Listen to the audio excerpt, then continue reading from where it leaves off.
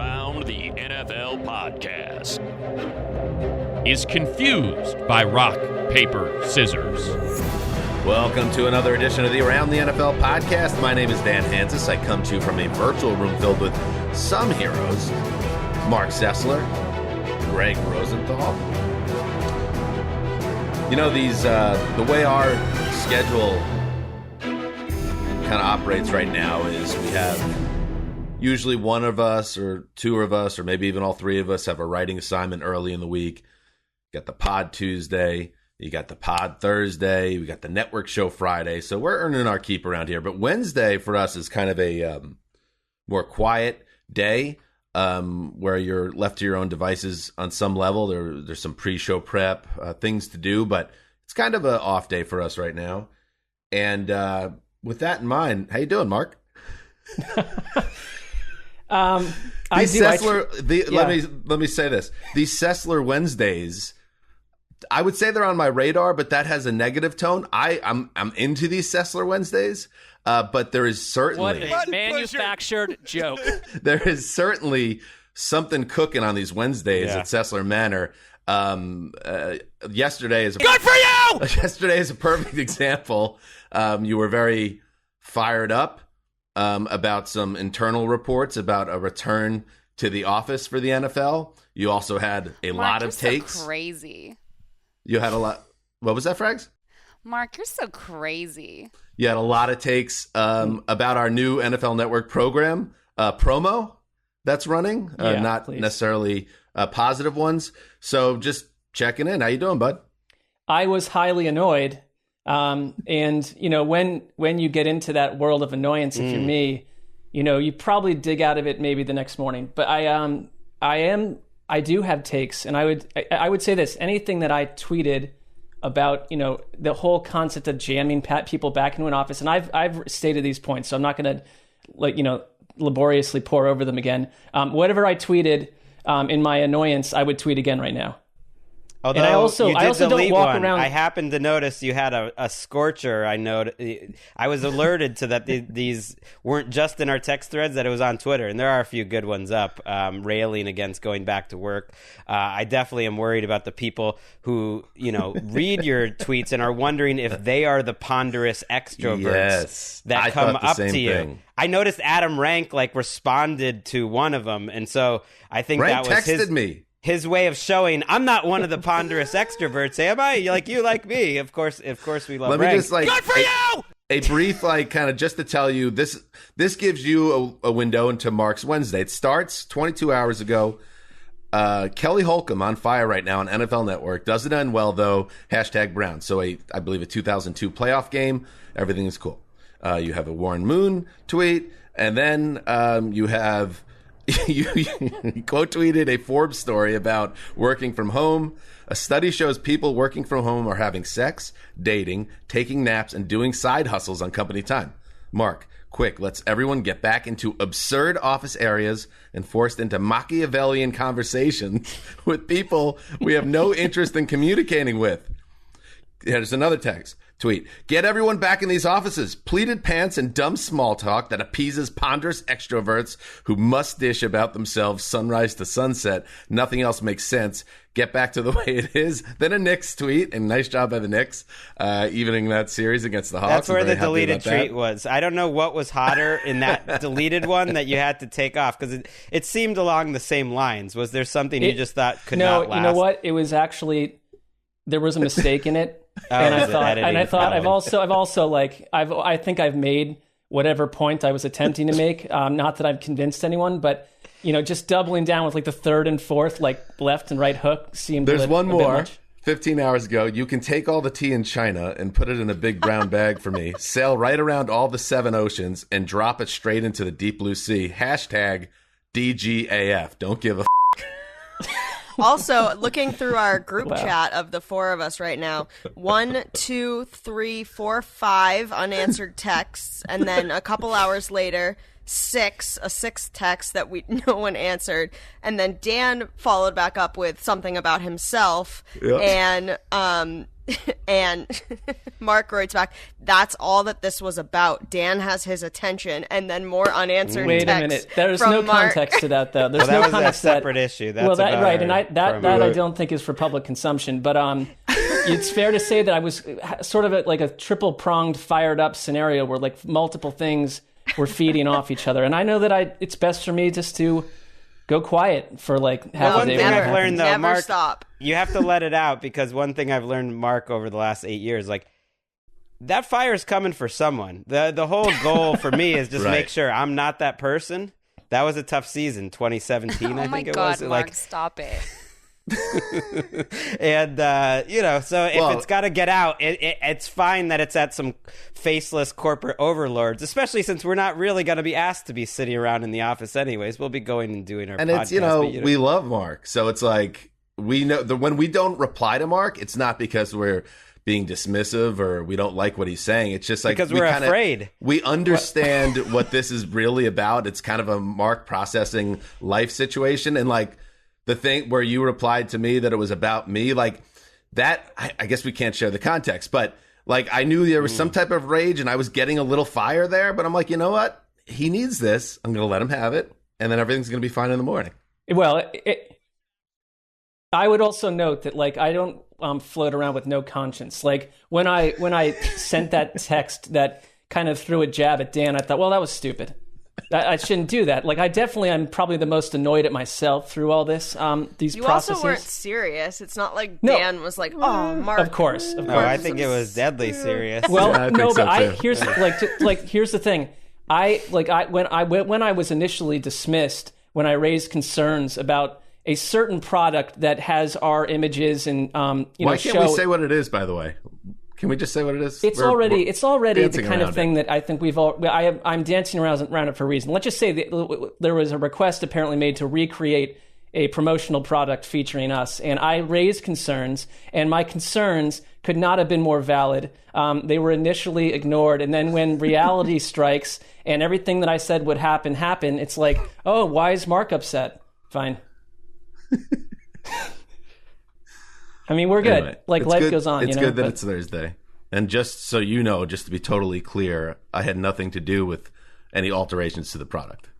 I mostly believe that to be true, but I'm still investigating.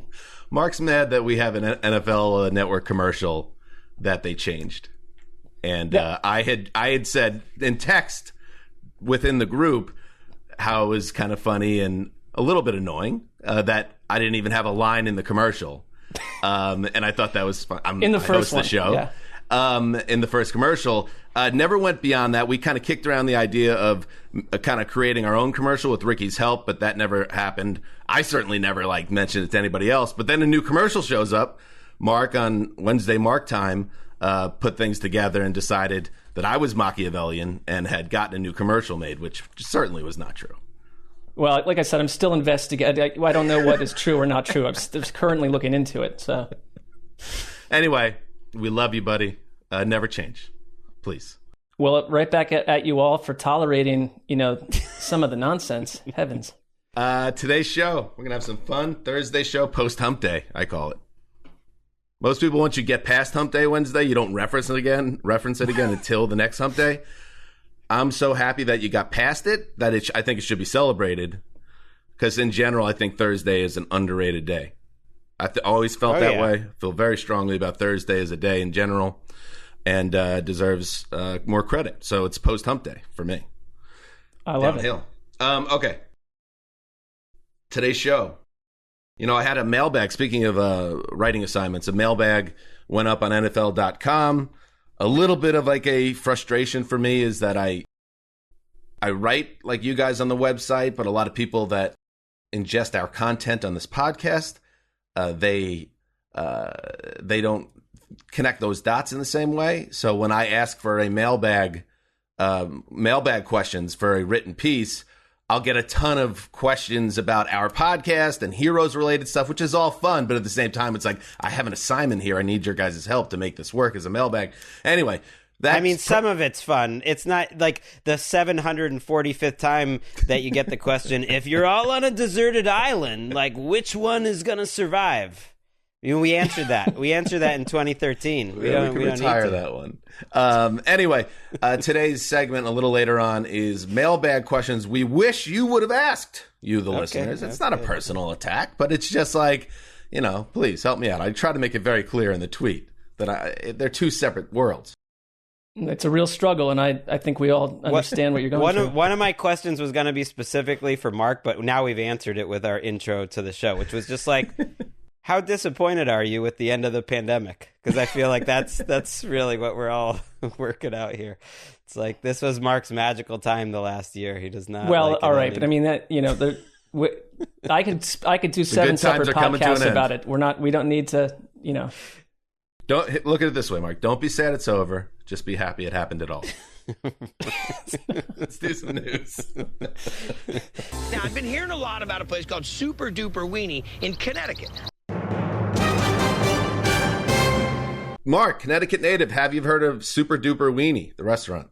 That's no, Guy Fieri, I haven't course. Been there in like 20-something years as anyone that lived there. So I'm sure new businesses, strangely enough, have popped up since I was there. It sounds like an interesting place. Super Duper Weenies. Check it out if you're in the area. All right, let's start with news of a retirement. Hit it, Ricky. This will be a 45-yard attempt. That's Vinatieri's luck from this distance of late. This is the Patriots season on the line. The kick is away. It is good. Gregg won't be able to stand up after watching that highlight of Adam Vinatieri hitting the 45-yard field goal in the blizzard at Old Foxborough Stadium in 2001 to tie that game late against the Raiders. Of course, he kicks another short field goal in overtime to move the Patriots to the AFC title game. The rest is history. A dynasty was born. Vinatieri went on to have one of the great careers any kicker has ever had. He's the NFL's all-time leading scorer. He announced Wednesday on the Pat McAfee show that he is retiring after 24 seasons. He's 48 years old, only a 3-time Pro Bowl selection, which surprised me. 3-time All-Pro as well. He played for the Patriots and Colts, where he spent the final 14 years of his career. Gregg, when you talk about the all-time Patriots, where does Adam Vinatieri rank for you? He's high up there. I mean, he holds such a unique place in the sports history and in Patriots history. It's hard to count kickers as the same as everyone else, but I think Belichick said it well in his statement. I'm going to read it, but I loved seeing that graphic as he was about to kick it. It said Vinatieri had missed 4 of his last 5 field goals before that kick. He had hit one earlier in that game, but that to me is what kind of Vinatieri's all about. He missed some in the Super Bowl too, but when he had the game winner, he hit it. And Belichick's got bars here with his statement. People say, Belichick's not, great with the words, but he's great with a concise statement. I think he said it well. Adam Vinatieri's the greatest kicker of all time, who made the greatest kick of all time in the 2001 divisional playoffs. His consistency, mental toughness, and performance under pressure was legendary. I'm honored to have coached Adam going all the way back to his rookie year in 1996 and through some of the most special moments in Patriots and league history. Here's the sentence that stuck out to me. Adam is in the rarest of echelon of athletes whose career accomplishments may never be matched. Now, you could say whatever you want about kickers. I'm so mad you didn't let me do my Belichick impression to read that quote, but good job by you. You could say whatever you want. He was put in that position, and there's some sort of luck involved, and whether that has to do with Hall of Fame or whatever. But the last sentence where he says he's in the rarest echelon of athletes whose career accomplishments may never be matched. I mean, that's true. No, there's never been someone in football like Adam Vinatieri because of what he did there, and there may never be. And that alone, whatever you want to say about it, it's that's just a unique and amazing thing as a Patriots fan and as a football fan. I don't know how anyone would not immediately ticket him for the Hall of Fame. There's really only 2 pure kickers in the Hall of Fame. It's Morton Anderson and John Stenerud. I mean, because you've got George Blanda, who played quarterback and kicked, and Lou Groza played many seasons at left tackle, which I didn't actually know that. But this would be the 3rd, and he's totally, I think Belichick nailed it. I mean, he nailed it. Is he the best kicker of all time? I don't know, but the Justin longevity... Tucker is alive. Justin right, Tucker but the is a better longevity kicker, mixed with huge career moments, yes. To me, is a Hall of Fame suit come together. if Wes was here, I feel like he would sum this up really nicely. But like, what is sports? I mean, it's a collection of moments, and the great ones rise to the occasion. And even if he didn't have the natural ability of a Justin Tucker, as an example, he first of all had a ton of ability based on a quarter century playing professional football. But also, when those moments arose, he seemed to always step up. And you have those 2 kicks in the snow. You have the game winner in the Super Bowl that year. You have another game winner in the Super Bowl couple years later against the Panthers. Gregg, I'm sure you could point out 5 or 6 more big kicks that he hit during his run. And then he went to Indianapolis, and it was pretty rocky in the end there. But he was rock solid for a long time for them. If he's not a Hall of Famer, he is. It's not I a mean, debate. he is. I mean, My yeah, point was like that's almost secondary to me because of what Belichick was getting at there was like his place is so unique. No, like many people in the Hall of Fame will never have that place in the game. He also 14 years in Indianapolis, he led the league in field goal percentage 5 years ago, like 2014. Right. He did that 3 or 4 times too. So he was a great kicker. He was there. He hit a lot of big kicks for those Colts teams too. And he was very fortunate as well. I mean, part of what Belichick is saying is to be able to be in this upper echelon, he had to have these opportunities and be attached to these teams and be in these moments and thrive when they counted. So it's kind of like a perfect confluence of things that led to, I think, one of the most memorable careers of anybody. Forget about kicker or whatever the position was. Everybody knows Vinatieri and what he did. One question for you, because I know it's like you're removed from the from the Pro Football Writers Association of America. If your pro quarterback wins, no one's allowed to even consider that as a viable way to measure a human being anymore. But kicker wins, do we care about that? Is that okay to care about? I mean, he doesn't need kick. I mean, he doesn't need kicker wins. Define kicker wins. Do you mean the straight up win-loss record of his team, or like his kicks with the game on the line? Game-winning kicks, sure, I would say. Yeah, I think or go-ahead kicks earlier in the game, I'd like to see a percentage on that for sure. Happy trails. And by the way, the kicker club, we lower the flag out front to half-mast. So they're not allowed back into the club? Well, he has his own... Adam has his own kind of booth. Like if you went to like the top clubs in Minneapolis or whatever, Prince would always have his own velvet area that no one else could even look at. Adam has his velvet Prince booth at the kicker club. The flag goes down to half-mast because seeing a guy's career end, no matter how long it went, is a reminder of everyone's mortality and how nothing is forever. But it's a celebration, and we plan to celebrate Adam going forward in the club. 47-year-old guy from South Dakota State, in the club. Look at Gregg. I love it. Oh yeah, I mean that he closed the goddamn stadium down with those 2 kicks. I mean that you can't write that stuff on the way to their first Super Bowl. The NFL, in other news, the NFL and the NFL Players Association have agreed to a salary cap ceiling of $208.2 million for 2022. Tom Pelissero of NFL Network reported Wednesday. Pelissero noted that there is not currently an agreed-to cap floor and that the final cap figure will not be set until next February. The ceiling for 2022 is nearly $30 million more than $182.5 million cap set for 2021, pointing toward an expected spike in future revenue for the league following the COVID-19 pandemic year of 2020. And Marc, one of your tweets from Wednesday, you alluded to what happened at Madison Square Garden with an electric garden, 15,000 fans going nuts as they even their series, the Knicks with the Hawks.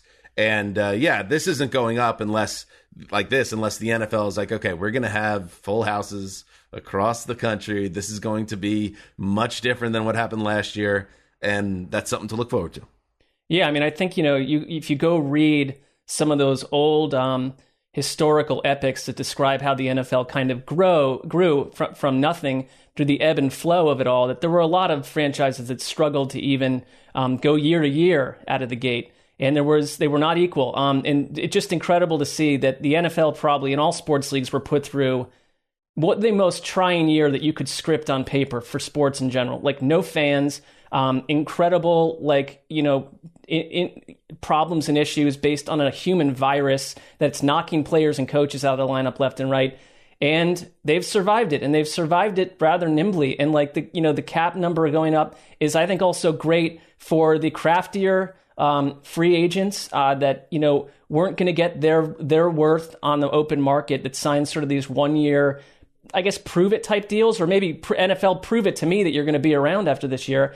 And bang, they're going to have a new chance to, if they succeed, to sign a better contract a year from now. So, I mean, this is a lot of business. It's the most business-filled year of the NFL that we'll ever know.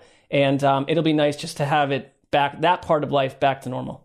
Well, I think the Patriots absolutely spent this offseason intentionally, that they saved for this offseason intentionally once they knew what the situation was going to be, because cap space, now we can go back to it next year, doesn't have the same sort of value. Right. I just looked, and half the league has more than $30 million in cap space again. And 20 to 25 teams have 15 to 20 million. So there's very few teams that are going to be that freaked out. And there's a lot of teams towards the top, like 40, 50, 80, 70, $80 million in cap space, way more than they'll ever, need. And so that's back to normal, I think. And salaries will go up, but the good thing, I think, is we won't hear as many teams crying poor and having to trade because of cap space and stuff like that. And so the Patriots might as well have spent all that money this year. They still got $30 million next year in space. In other news, the Houston Texans, interesting relationship they have with the media down there in a New England Patriots type way. Nick Caserio, of course, came over from New England to Houston. And this tweet from friend of the show, John McClain: for the first time in 45 years of covering the NFL, I'm seeing something new. Media allowed to attend our first Texans OTA, and we're given rosters with no numbers for players, names with no numbers next to them, with almost 50 new players. Idiotic. McClain says McClain is not happy, and it's these NFL teams are trying to make it harder and harder for the media to share takeaways on these OTA practices, which you both understand, but also you get why this is kind of dirty business to me. And it's all, I feel like we're all part of the big ecosystem here, and the coverage of the sport is good for the fans. And when the teams get overly cute and secretive, we don't really win, and it should really ultimately be about the fans. Where do you guys come down on this? Is this a trope alert now? Because I feel like, didn't Joe Judge last year? Trope alert. There we go. Get Trope himself alert. in the same sort of Trope trouble, alert. except he took the names Trope off the alert. jerseys, which I think the Patriots have done in the past. Okay, too. but the names make it annoying. You take the numbers away, and as McClain points to, when you have an entirely new roster, maybe it's that a is total new. bank sesh.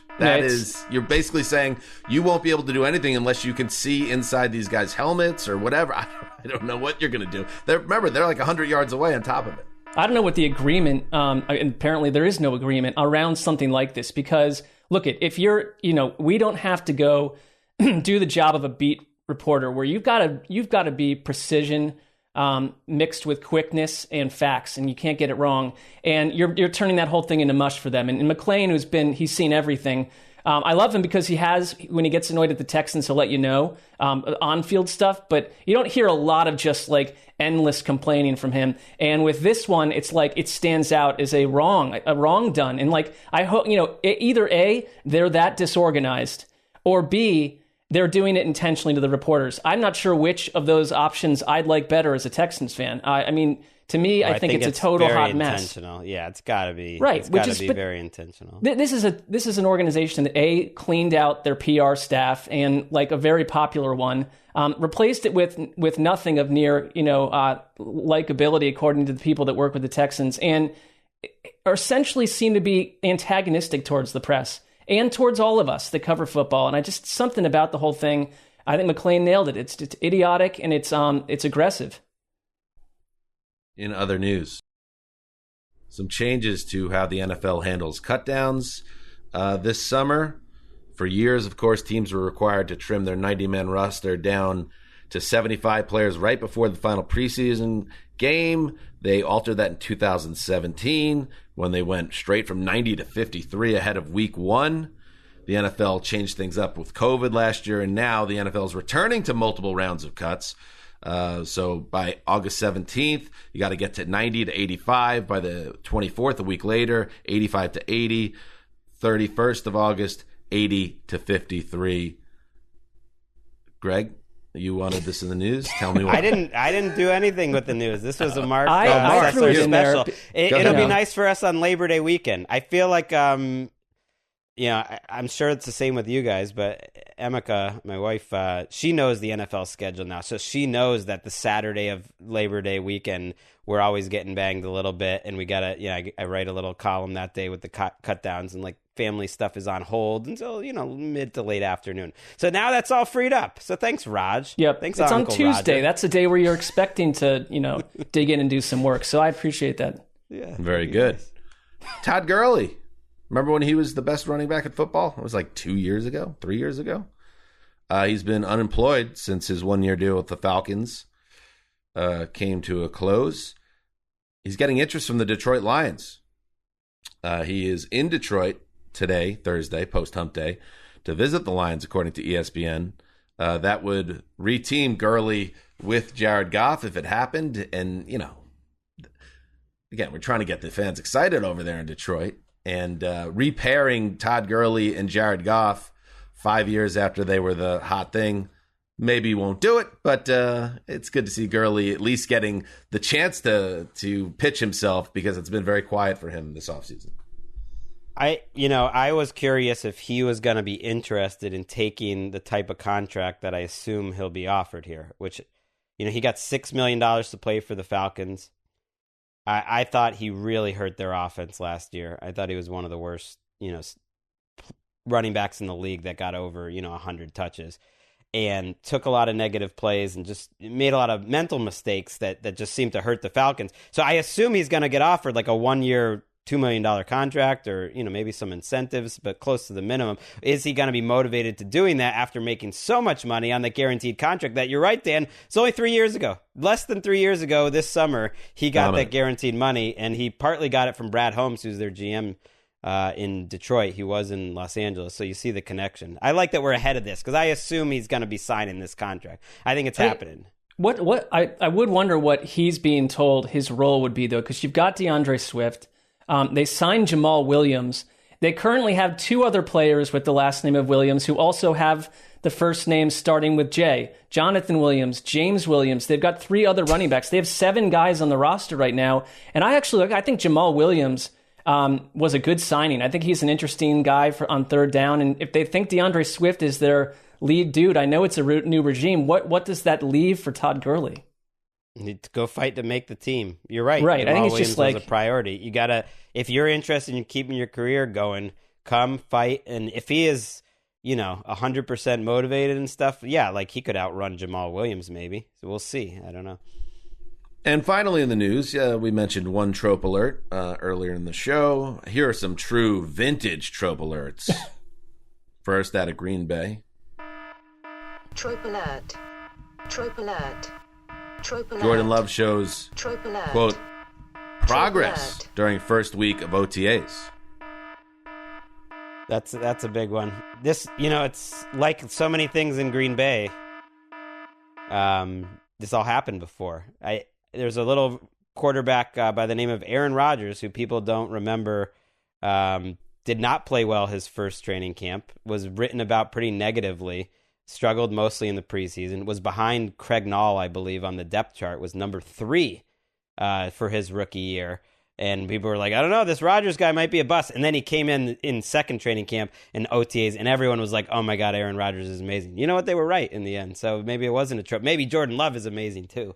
I mean, I think the one thing, though, is like, if you're going to go draft a quarterback in the first round, beyond all the drama that it's stirred up, I mean, if he's not going to play all year, he wasn't even active for most games last season. He wasn't even the second string quarterback. He saw no snaps. He got no experience. It's just like these guys need to play. I mean, the Aaron Rodgers situation behind Brett Favre was, if anything, unusual for a first round quarterback, but they've created it again. And maybe he is Aaron Rodgers part 2. I don't see any evidence of that at all. These OTAs and mini camps will be good for him. But what if he had, I noticed a lot of receivers didn't show up, though. That is, I don't know if it's on my radar, but I find it interesting that a lot of the Packers receivers, maybe in a bit of loyalty to Aaron Rodgers, didn't show up either. And the trope that this is taken from, of course, is second-year quarterback The offense is a lot slower. Oh, yeah. Everything is slowed down for me in year 2. Trope alert. Hit it again, Ricky. Miami Trope Dolphins alert. head coach. Trope alert. Trope alert. Same category. Trope Tua, alert. quote, more comfortable Trope alert. heading into 2021. The game has slowed down for him. The offense is more familiar to him. And because of that, he will be God's gift to quarterbacking in about 4 months.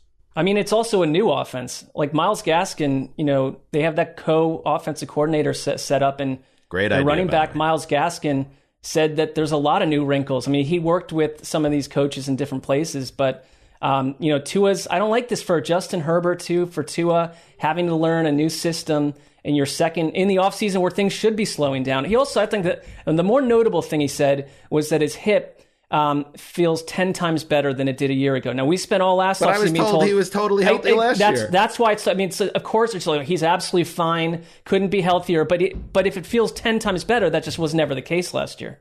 He also said he didn't have the comfort with the playbook that he would like last year, that he kept running plays that he thought probably were doomed to, fail, but he didn't have the confidence to audible or anything. And I do think for guys who play from the neck up as like one of their big assets, and and I keep thinking of Alex Smith and Eli Manning for some reason when it comes to Tua. Both of those guys, I think, won a lot before the snap and were absolute disasters as rookies, because that's the time when you're just not going to do that. And Tua is like that to me. I think players like that have a little smaller margin for error, and they need a little more time when if he's going to be winning before the snap and knowing the playbook and all this stuff, like he doesn't have the physical tools that these other guys do. So it makes sense if he has a little slower start. It doesn't mean you're done. I'm staying optimistic for Tua. There is a weird, there's a faction, and Gregg just like spoke on it, that it's not really nice to say negative things about Tua. Like, everyone is rooting for Tua. Don't be critical of his rookie year. He's gonna be fine. Who's saying that? He struggled. It's fine. I'm just trying to put it into context of why it might have happened. I think he has a lower ceiling for sure than what you want out of a number 6 quarterback. But I think there's reasons to understand why he might have a slow start. I know what Dan's saying. Like, I don't think that there's a bit of a kid gloves with the media with Tua. Right. But we get it with everyone. Like, Darnold had incredible. Here we go. Speaking of trope alerts. But it's true, though, right? Like, we couldn't speak honestly 2 years in. Like, no, I don't think Baker did. He was on people's radar, but he played great, so that helped. There is something about Tua that I know, Dan. I can't. It's hard to put your finger on. I know exactly what you're saying, though. Right. I'm just saying that my larger point is that Brian Flores is an interesting position, because we had debates about this last season. He benched Tua multiple times last year for Ryan Fitzpatrick. Fitzpatrick obviously not there anymore.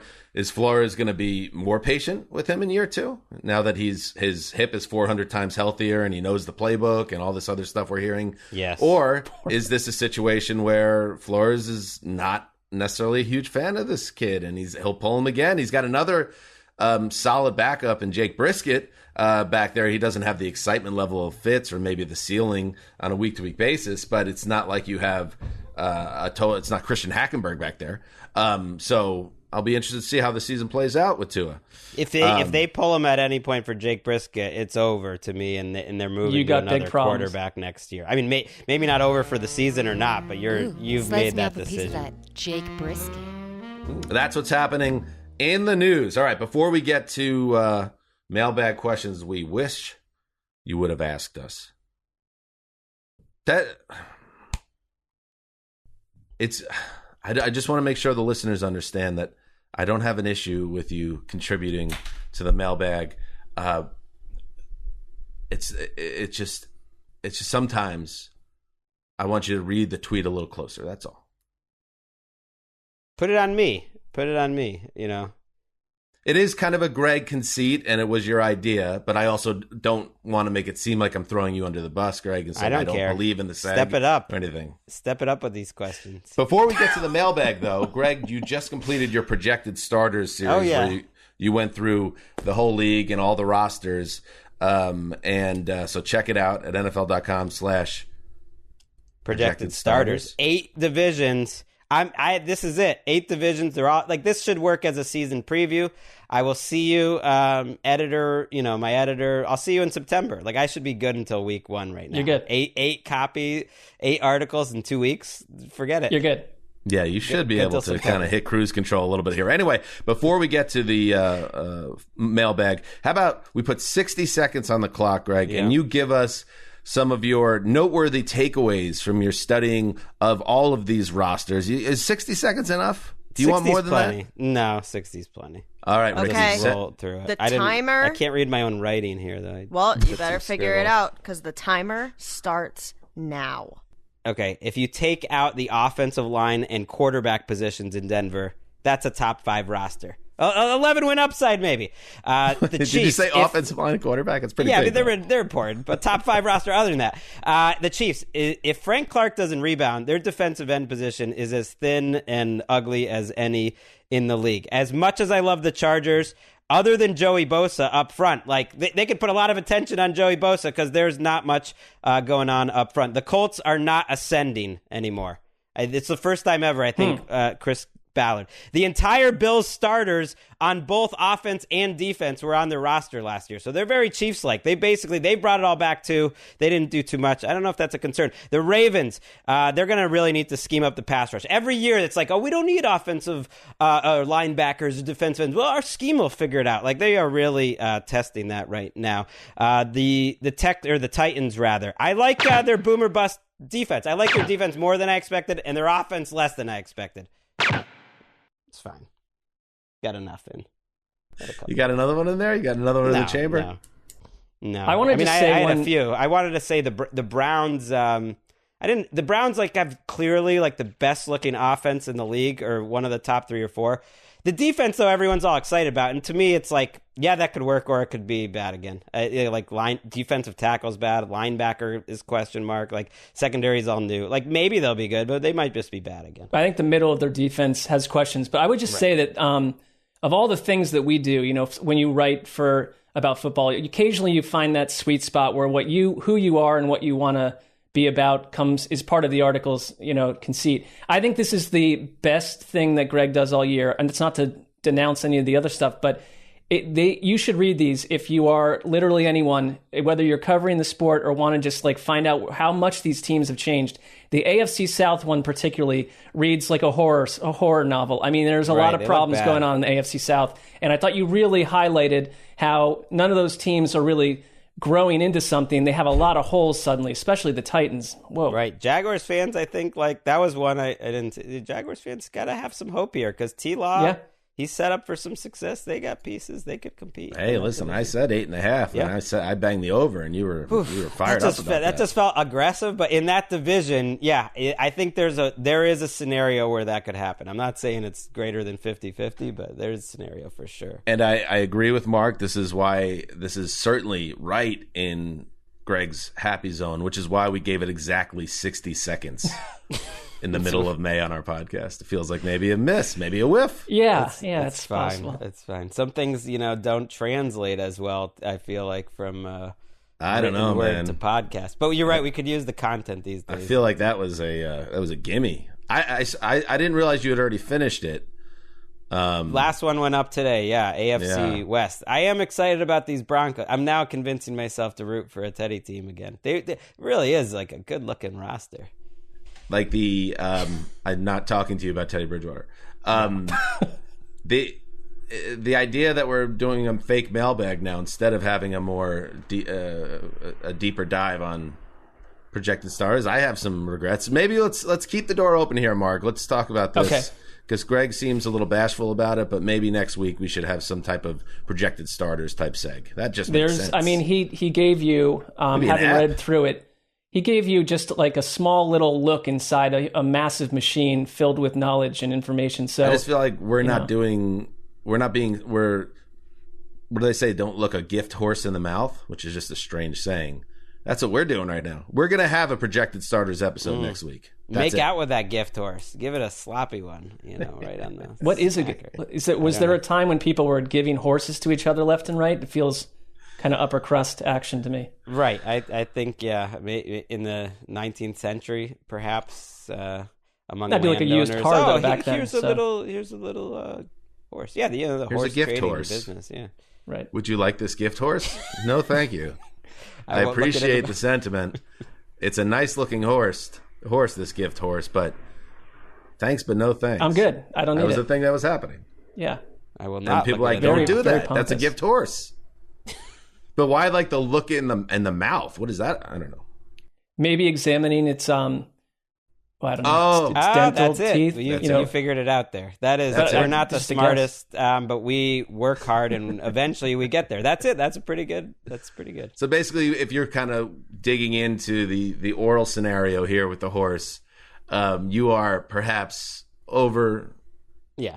Take the gift. Just take say, the horse. that's a nice looking horse. It doesn't That's need it. to have perfect chompers. Right. Fix it up a little. Just take it. Erica, The idiom for you. itself probably stems from the practice of determining a horse's age from looking at its teeth. It would be rude to receive a horse for your birthday and immediately examine its mouth in front of the person who gave it to Got you, it. as if you were trying to figure out the value of your gift. Got it. That's This exactly... happened to me a lot as a kid, and Right. Well, Erica is from that upper crust Rhode Island society. That's the same as if somebody sent you some type of electronic or whatever it is, and the first thing you do is you pick up your phone and look it up on Amazon. Don't do that. Good That's modern rude. update. Really Right. Nailed it. help sell it to the Kids out millennials. there. Gen Z. No, forget about millennials. Gen Z. It's not about millennials anymore. It's about those Gen Zers. it's a rough and tumble crowd, that Gen Z crowd, from what I'm understanding. Hey, Ricky, I feel like this... yeah, what's her name? Olivia Rodrigo. is right up your alley. I feel like Yeah, you're all she's about her. She's a Taylor Swift sort of sound. Gen Z with a Taylor little bit Swift. with a little bit of Lord thrown in there. It's pretty good. Yeah, I'm into it. I'm not as into it. I think I'm a little, definitely going back through my high school years. Like, I'm like the Jamie Lee Curtis and Freaky Friday, like trying to be in a rock band vibe. But I see what you're saying, yeah. Yeah, it's there. It's good. It's got some. It's like when bangers. all of a sudden Ashley Simpson was a punk rocker and it was like, well, Yeah, it's like I don't think it's we're a going to little give you late this for one. that. Yeah. Skip that era. For a little bit, if you're a little bit older, she gives me vibes like when Alanis Morissette came out in the mid-90s. What made her cool was like she was not only this young singer-songwriter that came out of nowhere, she had like a little bit of an edge to her. Like she sang about things that you usually didn't hear about. She used some salty language, and that kind of I think that upped her cred. I don't want to say Olivia Rodrigo is a product because people say she's kind of legitimately talented, but it seems like she's studied a lot of this stuff, or Definitely. people with her have studied different.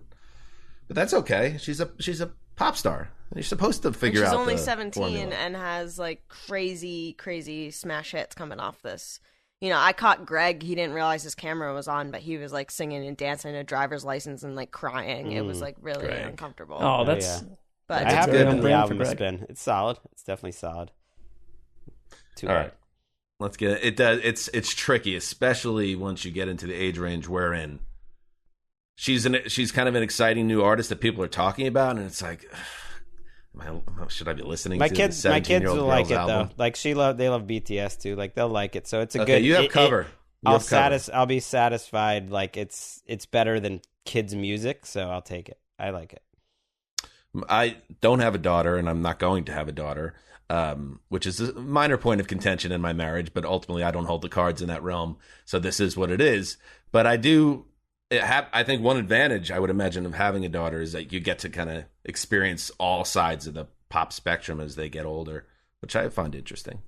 if they're into music. Yeah, I've got to say Walker's more into it and dancing around than Ellis for sure. All right, let's get into the fake mailbag. 60 seconds on projected starters, fake mailbag. Here we go. Gregg, you get us going. All right, and I'm thinking, what do I want to know from you two?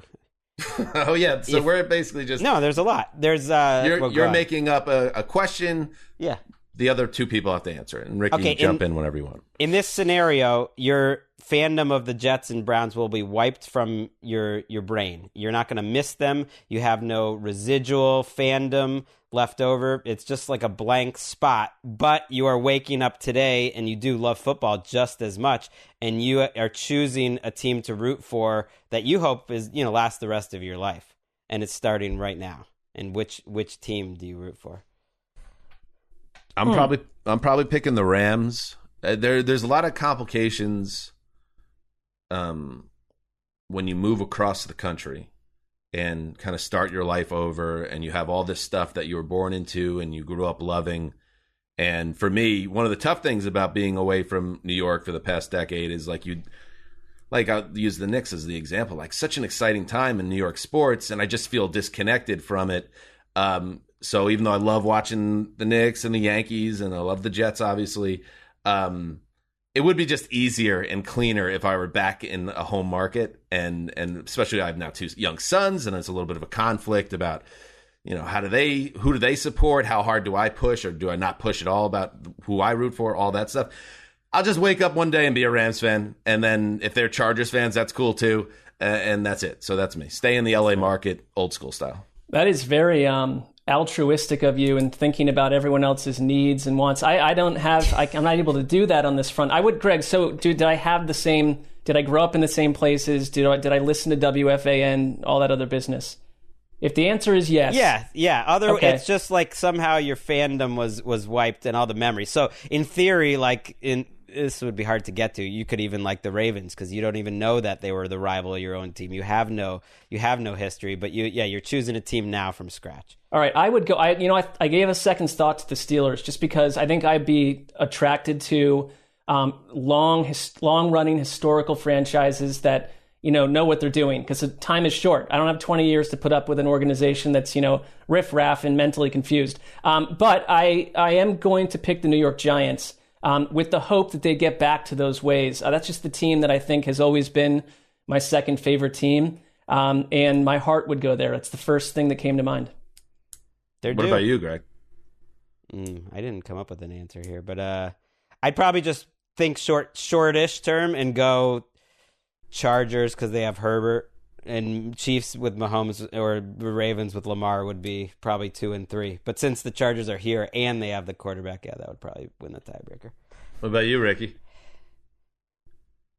Lamar would be. I'm not some turncoat. Patriots or die. Well, you don't have that. No, knowledge. I feel like she would wake up and still be a Patriots fan. I'd be like, wow, where am I? She'd be on her helicopter, like going over the vineyard and just. You did just say something was wicked annoying before the show, which I haven't heard since senior year at Minnetonka Regional in Western Massachusetts. I mean, it is legitimately a new team because they're going to not win for the next 20 years. So you would be having a very different experience as a Patriots fan. No, I think I'd probably pick like some random team that doesn't get. Like, I don't know, I've always sort of liked for underdogs. So I'd probably be like, oh, the Lions have like a crazy story of despair. I'd want to fight for, I feel bad for those types of teams. So I'd probably go there. It's but really before your time, all kidding aside, but once upon a time the Patriots were that very thing. Oh, I know. Yeah. For ages. All right. Since it's in a similar vein where it's kind of creating a separate timeline, and it involves fandom. Mark, I have one for you here. Okay. All right. So I'm going to give you the choice of 2 doors to walk through here. One is the Browns win 3 Super Bowls in the next 12 years. That's nice, because not only you get 3 rings, it's spread out nice. That's a dozen years. That's a nice chunk of your life. And you got 2 boys there. They're going to fall in love and all that stuff. Or you go Mr. Destiny. All right, but play this clip in case you forgot about the 1990 film. Your life's been changed. This is your house. Those are your children. And Cindy Jo is your wife. Happy birthday, darling. God help me. Yes, James Belushi and Michael Caine as the kind of angelic figure involved. And the plot of the movie was this regular Joe guy has this huge moment when he's in high school with the game on the line, with the like state championship on the line in baseball. He strikes out. Mike, he goes to a bar. He's down on his luck as a grown man. Still thinks about that moment and how he blew it. Michael Caine gives him a tonic. He drinks the tonic, and all of a sudden, he hit a home run in that moment, and it changed his entire life. So, and then he learned his old life was better all along because it's not about blah blah blah. Yeah. Also, he chose Linda Hamilton over Rene Russo. It's a movie. Okay, so you, Mark, you parlay. This is your Mr. Destiny moment. You parlay that much referenced Pee Wee football career into high school stardom. You become a 3-year starter for a respected D3 program that includes all conference selection, honorable mention as a senior. Your pro day. You just wake up, sometimes you wake up and you're just feeling good and you're just having a good day. You have an awesome pro day. Like, I guess this would be the Mr. Destiny moment. You just play out of your mind in this regional pro day. Wow. And you end up becoming a surprise 7th round pick by some coach who values how gritty and gutty you are and all this good stuff. You go on to play in parts of 4 seasons in the NFL, okay? Mostly as a special teams guy, but you do finish with 27 catches and 2 touchdowns in your career. Okay. Your football career is over by age 27. You kind of bounce around with some have-nots. There's no like big Super Bowl thing, or it was a very nondescript NFL career. But you did bounce around for 4 years. You never made more than the league minimum, which, by the way, is $610,000 in the new CBA. But whatever. I guess we're going to back this up to when you were 22. So whatever. It's nice money. Do you take that life, basically starting over, age 27, nondescript NFL career, but really an awesome sports life, or current life with 3 Super Bowls for the Browns, your favorite football team? Well, I mean, this is a huge like sliding door scenario where I probably like the children that I think about, every minute of every day don't exist because I probably would have met someone completely different. Like Rene Russo. Don't hide behind that. Don't hide behind. Yeah, I know what you're saying because it's almost impossible as a parent to think that way. But try to keep the kids. Who knows? Stuff. You might have met Simone that's 8 years away from even meeting Simone anyway. Simone is like a groupie, and you met her like outside like a hotel or something. It's great. A groupie of a 7th round pick. I get it. Outside of the eradication of my actual family, which I will, as you say, bury that to the side. Try to. I'm going to go the Browns because I'll tell you what, I think that helps a lot more people. But for me, I think like. I don't know what I'd be if I were an athlete that fizzled out at like age 32. I don't think 27. I like 27. I don't necessarily love the second part of life and the third part of life after that. Just knowing myself, I would rather have the current structure with a huge Browns like decade plus coming down the pike. I don't know. That's my answer? Like maybe I've displeased you with that, but what about if you, in both scenarios, you end up with Simone and the boys? I don't know what am I? So I'm at like, I'm out there with my pals telling them about my 3.5-year NFL career from like 17 years ago. I loved playing football to some degree, but I also remember that like these 2-hour practices, I was just sitting there being like, please be over soon. Like I like Charlie's Angels is on tonight. You gotta love the game. You gotta love the game. But the Mr. Destiny thing, you're really talented. You're in the top, 1% of football players in the country, or whatever it would be, 2%. So you're probably enjoying practice more because you're great at football in this scenario. Well, that makes some sense. I mean, I could tell you that I will take that over the Browns thing if that's what we're looking for, but I think I'd probably just become a total a-hole on some level. So I'm definitely not looking for anything. I guess I was a little surprised, but that's good. I mean, you showed out at that Williams College Pro Day. Like you really. If you threw in like, look at you were a real plucky athlete who also had this huge moment that helped your team win the Super Bowl, and your career was 4 years long. That's a little different. I feel This will bring you down to earth. There's also choice C, which is reality, which is you'll get neither. Well, that's exactly right. All right, Mark, go ahead. Okay, so I'm going to throw a quick one at you here. I noticed that some of you, especially the clown reading this, absolutely fall in love with various coaches. And we, like a ton of them, they totally peter out and don't do what we say. And I can think of a couple off the bat. But from where we stand today, I know, Gregg, you've done your coach rankings, your GM rankings. Who is the most overrated head coach in the NFL? Active? Active. I mean, someone that we're talking about as one of the 32 head coaches right now. I mean, I would say I don't like going down this road because I feel like he's a bit of a punching bag at times, even on this podcast. But, Gruden in 2021, in the fourth year of a $100 million 10-year deal. I don't know if we're supposed to factor in all these elements to it, because if he was on a more normal deal, and there weren't the outsized expectations when he came back from his time in broadcasting. What was the exact wording he used?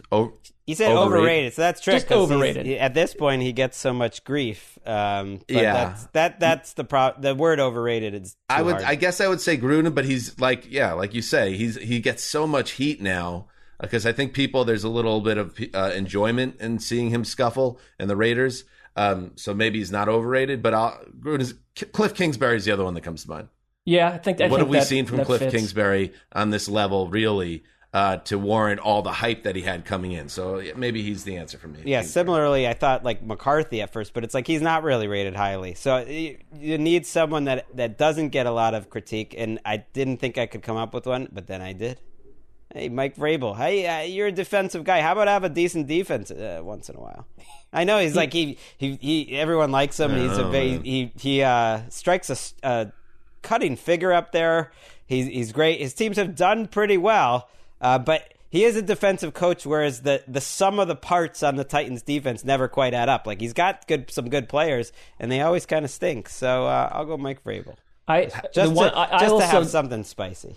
I also and I agree that some Titans fans are not going to be happy about that. No, the reaction to these guys is so fierce now that it is maybe hard to find classically overrated coach. Right, because McCarthy I could say, but everyone bags on McCarthy. Here's the thing about McCarthy. Here's why he came to mind, though, is because during that 3-hour-long Dak press conference, how many times Jerry Jones was like, and we are here with our wonderful coach. We just have our wonderful coach. It's like Mike McCarthy did nothing last year, and he came out of Green Bay with a super low Q rating. So I don't, Jerry Jones seems to think he's... All the bad ones get fired. That's unfortunately for NFL coaches. It's a tough business. They're all gone. It is a tough business, and it's ultimately about wins and losses. And Vrabel in 3 seasons, 29-19. They have a division title. They have been to 2 playoff games. They won a playoff game, an upset win over the Ravens last year. I get it. That said, I think a lot of people who might feel, and maybe even some Titans fans out there, want to see how this team is without Arthur Smith there this year.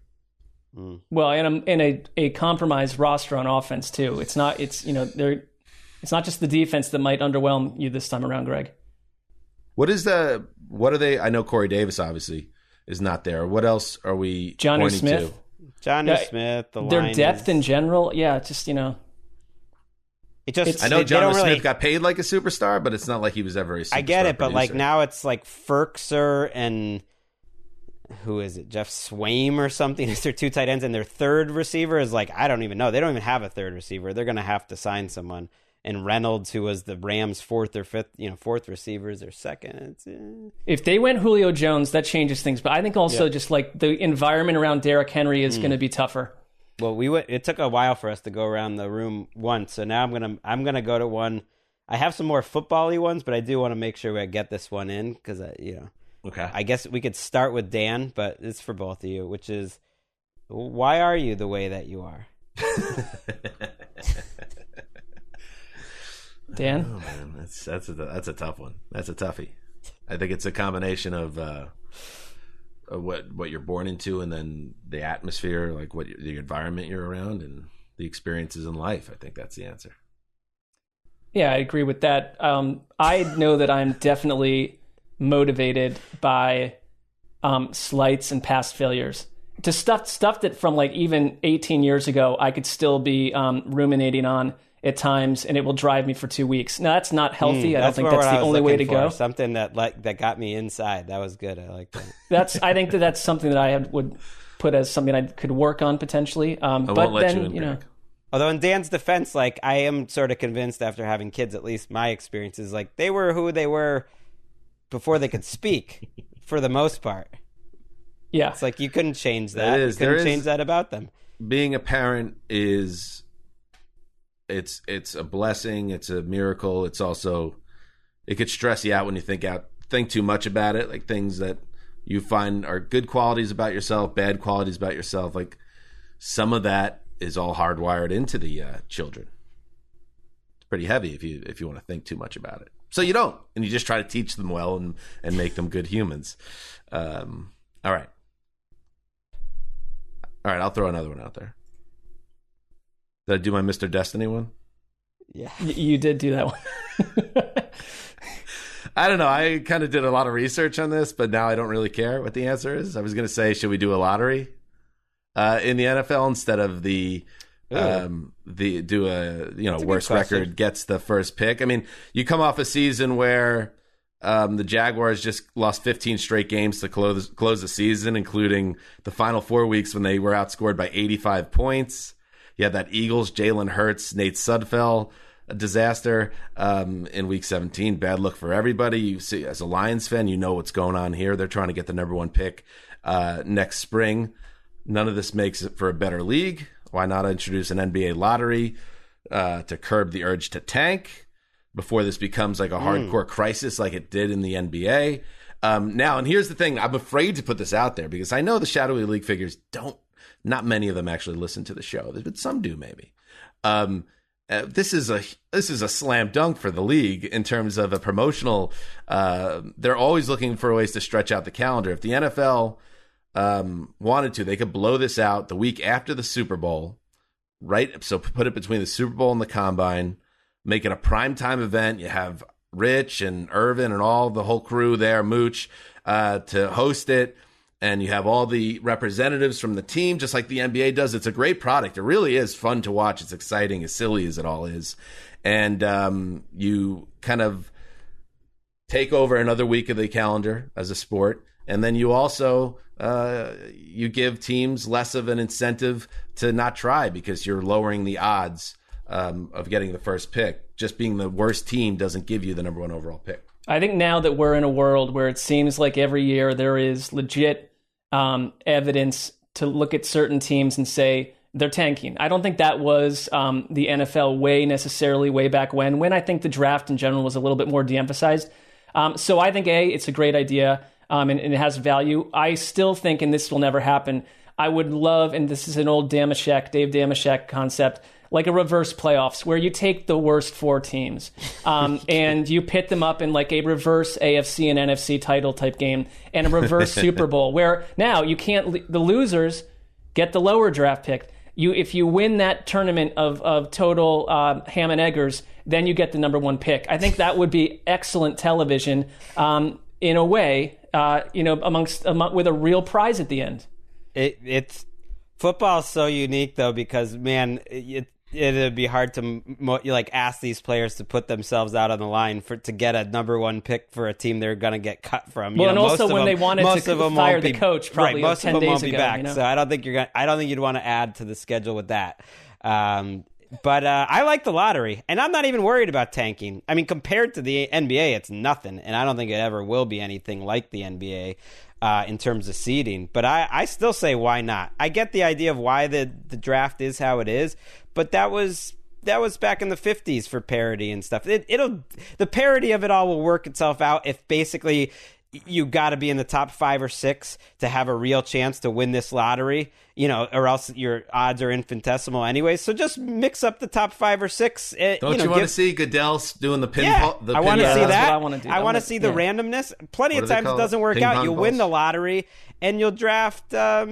You'll draft Josh Rosen over Lamar Jackson or whatever it is. I'm not thinking there's better ones at the top of the draft, but it happens. You draft Sam Darnold over. It's like you don't know what's going to happen anyways. I think it'd be fun. Thursday night, February 15th, 8 p.m. Goodell with the ping pong balls before the combine. Yeah, that's good. It's only, and just so if maybe people aren't familiar with the NBA lottery, only the teams that didn't make the playoffs are involved. So what is that? 20 teams. Right. And then, if you were 7 and 9, you're going to have like a 5% chance. You're Right. not. You got to really be towards the end to have much of a chance. And the NBA has made different things to continue to try to make teams not completely give up. So now the way it's set up now is the lottery is only for the top 4 picks. And then starting with pick 5, it reverts to worst record starting with pick 5. But top 4 now is the teams with the worst 4 records all have the equal chance of getting the number 1 overall pick. So they just, it used to be the team with the worst record had a 25% chance. I believe it was. Weighted to some and it degree, was right. and it was too much of an incentive for teams to still tank. So now they've balanced that out, and it's basically the bottom 4 teams all have, I think, a 10% chance.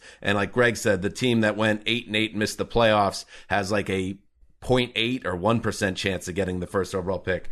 Anyway, it's going to happen.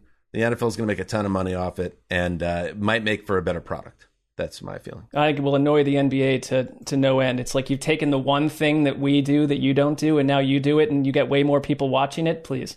Yeah. Did you have another one, Mark? I do have one here. All right. So let's say that you, too, were suddenly given more football knowledge than anyone on Earth. Okay, like a C-3PO figure times 500. You have insane. You can look him up. He's Is that a robot? relatively. It's a robot. He is in popular culture for our popular culture man. We're like a mix of Gregg Cosell and Bill Belichick upstairs. Times like 30, and let's say it's almost like a superpower. Smart robot. It's like a superpower kind of thing, but it's going to end in 1 year. It's for 1 calendar year. So I would just ask you, you've thought about having this power probably at some point. What would you do with it? Would you get the heck out of your work environment and go write the greatest football book of all time? Would you stay on this show? But then a year later, you'd be like, that guy was amazing. And then he went back down to his normal processing abilities and we're a lot less amazed. So I'm just wondering, what would you coach a team? What would you do if you had that incredible knowledge? So would that knowledge allow me to be an ace in the stock market or something? No, you have the more football knowledge than you could. Oh, it's football knowledge mostly. Football right. knowledge. I like not how just Mark any prefaced knowledge. it by saying you've probably thought about this before, so we know where he's Possibly. coming from. I think you gave me the idea. Now that I think about it, there's almost no way.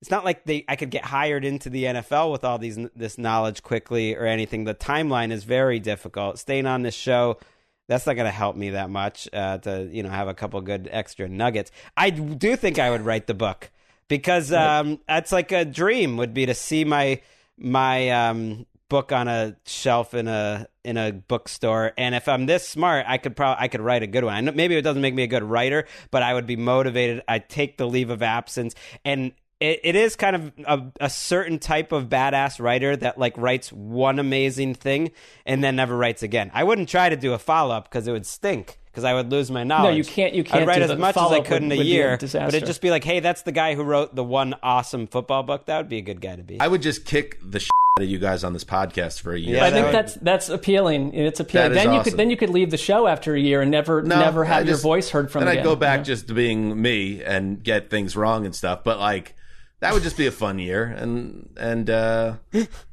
don't know. I don't know if I really need anything else. It's kind of a weird superpower. It's almost useless, but also it'll be a fun thing. You would try to get on more podcasts. podcasts. I would try to get on the Move the Sticks podcast, to your point, and start wiping the floor with Daniel Jeremiah. It's like, no one's going to want you. Didn't you? Yeah, but at least you could surprise them. It's like, oh, you didn't watch that tape of the Saginaw Valley defensive tackle? I thought he had, I don't know, and just make him look like an idiot. All right. Before we go, Ricky, I'm going to ask you a question. Your 3 favorite sitcoms. Okay, 3 coming in at number 3. Got to go Fresh Prince of Bel-Air. Coming in at number 2. You seem remarkably prepared for this. Yeah, wow. You got to sell the fact that you're not prepared. Not No. I mean, I did have to look up because there's so many good ones, and you have to remember I'm in a different. Right. I'm not going to be like, oh, Seinfeld and Cheers, really get me every time. Fresh Prince is just as old, isn't it? It's just as old it's as 90s Seinfeld. too. Yeah. But That 70s Show or Broad City, which is more current, which I think is good. You got Parks and Rec, but that's you got to just say 3. You can't Number just make a big list. 1 is Sex in the City. and I will die on that hill. That's funny because you were just saying, you're talking about things that were too old to appreciate. Like, you were a baby when that show was at its height. Yeah. So you discovered it later, obviously. Yeah, through actually like college, had every single DVD set every season. Wow. It makes sense because Erica's very, fascinated, and that's kind of her lane, like rich white women. Like that's like her thing. My top 3 sitcoms, I'm going to say The Office, American version, seasons. I'm going to break it down because a lot of these sitcoms outlive their usefulness. Right. So especially seasons 2 and 3, but we'll say seasons 1 through 3. Arrested Development, seasons 1 and 2, I think are like some of the funniest TV you'll ever see.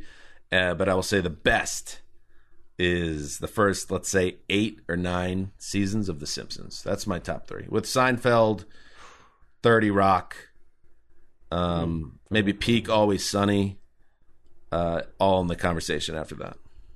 I am not a Simpsons fan, and I realize I'm in weird territory because everyone around me seems to be. For me, Curb Your Enthusiasm, which I'm rewatching, is still awesome. The Larry Sanders Show, I think that is one of the best shows around. If I want to go back a little bit further to what a more classic sitcom that I grew up watching, I think Family Ties, which I've showed to my kids. Family Ties. Family Ties is That's actually... it. That was your 3. You just said 3. Everyone else listed like 12 things. You're number 1. No, I put Larry Sanders Show number 1, Curb 2, and Family Ties 3. But this other one that I used to watch, Good Times, was awesome. But I'm thinking that's more like classic sitcom stuff than longer hour-long I wouldn't shows. want to watch Cheers right now, really. Although, it holds up fine, but I wouldn't want to. But in terms of the impact it had on my life, that would have to make the list because I just watched it nonstop, and that's like the first thing I ever thought of with comedy for like 5 years, from 6 to 11 or whatever. So Cheers makes the list, but Cheers then otherwise, is awesome. Cheers holds up incredibly well. Right, it still holds up. I just mean I'm not like I haven't done it. But the others are on your guys' list. I'd put Arrested and Curbed as my other 2.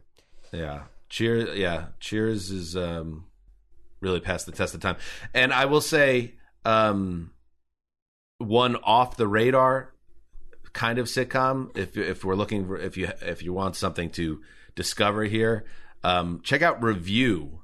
Comedy Central. Andy Daly starred in it as this guy Forrest McNeil that would be challenged by his viewers on this like public access show to do these feats, these random feats, all very stupid.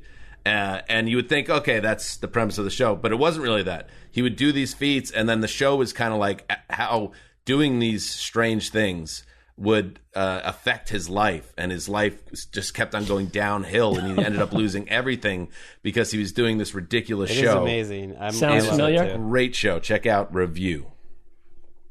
Party Down, another great one. Party Down was great. It's coming back. Probably won't be good, but I don't like when these shows come back. Well, it's perilous. It will see. Arrested Development came back terrible. Not even it just paled in comparison. But watch the first couple seasons. Season 3, all the stuff with We've Written, and they kind of lost the plot a little bit. I'm watching season 3 right now, and I'm like, this wasn't nearly as good as the first 2 seasons. TV talk. Got a whopper of a pod here. Well, maybe we should bring this in for a landing. No matter what, it always ends up a little heavy. All right. 80 minutes.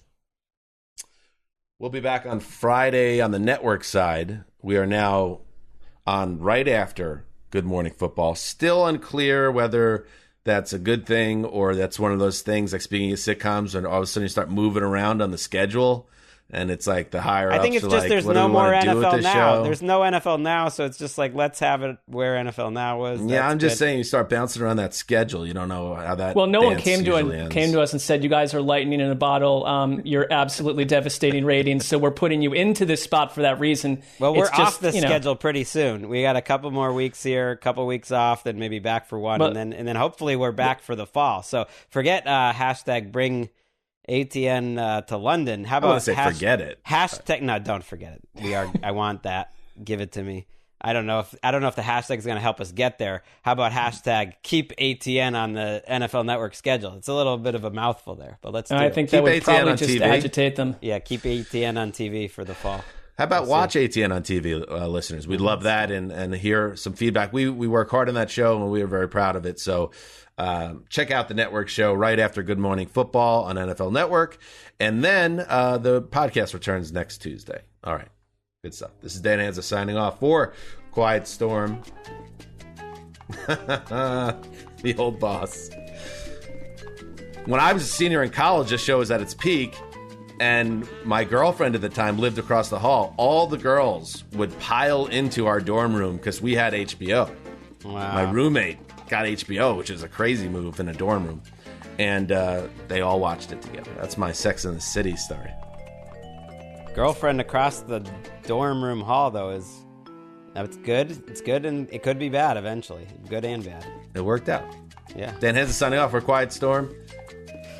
The old boss. Ricky Hollywood, behind the virtual glass. What are you, by the way, Ricky? Which are you a Samantha? I feel like you're a Samantha. That is a big compliment. Thank you. That's what every girl says because the other three suck. It's like, okay, you could be Samantha, Cynthia Nixon and you're respectful. But it's like if you're anyone else, it's like it's almost an insult. I know. Nobody but wanted to be Miranda. Yeah, no one ever wants to be Miranda. No one wants to be Charlotte either. She's like not sure of herself. I was kind of into Charlotte. I want to be, Sarah Jessica Parker, but I'm not. So I guess I just end up being the snake. That's Miranda. Nobody wants to be a Miranda. All right, till Tuesday. Heed the call.